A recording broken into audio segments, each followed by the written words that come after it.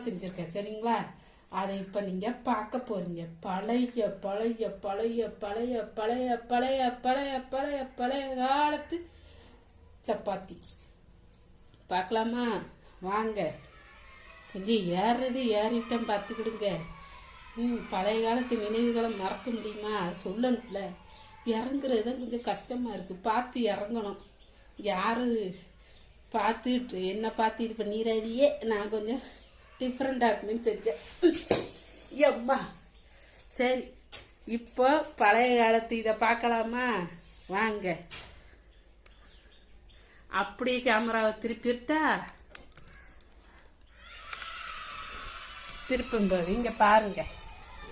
இதில் கங்களை நல்லா போட்டிருக்கேன்.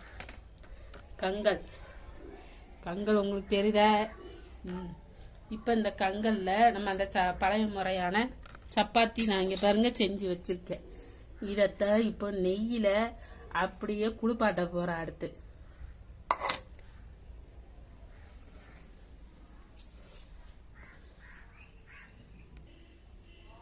ஏற்கனவே அடுப்பில் போட்டிருக்கேன் ஒரு 2. இதை வந்து நெய் தடவிய இதை வச்சுருக்கேன் பார்த்துக்கோங்க. இதையும் கூண்டுக்குள்ளே வச்ச மாதிரி இப்போ வைக்க போகிறேன். வச்சு நல்லா அதை வேக விட்டு நம்ம அந்த இதுலையே எடுக்கணும். வேக விட்டு. சரிங்களா? பாப்பம்மா வாங்க.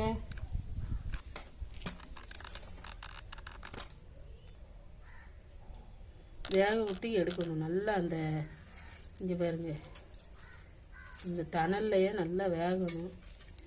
வெந்து பாருங்க நல்லா நெய்யில் நல்லா வாட்டி எடுக்கணும். வெயிலில் நல்லா வாட்டி வெயில்லையே இந்த அடுப்பை வச்சுருக்கேன் பார்த்துக்கோங்க. அப்போ தான் அது வேகும். கொஞ்சம் கையை ட்ரை பண்ணுறேன். எப்பா சிடுது. சாம்பலில் போட்டு இதை எடுக்கணும். நல்லா வாட்டி எடுக்கணும். இது சரி வரல எனக்கு. இன்னும் இதுதான் வாட்டி எடுக்கணும் நல்லா.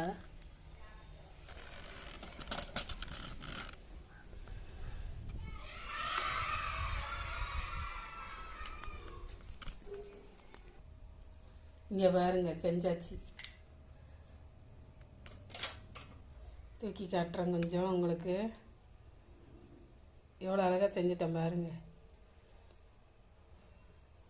இந்த கூண்டுலேருந்து அவ்வளோத்தையும் இப்படி எடுத்து போட்டுடலாம்.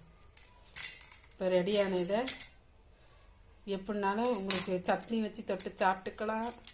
எப்படினாலும் தொட்டு சாப்பிட்டுக்கலாம். நான் சாப்பிட்டுட்டேன். நீங்கள் வீட்டில் செஞ்சு பாருங்கள்.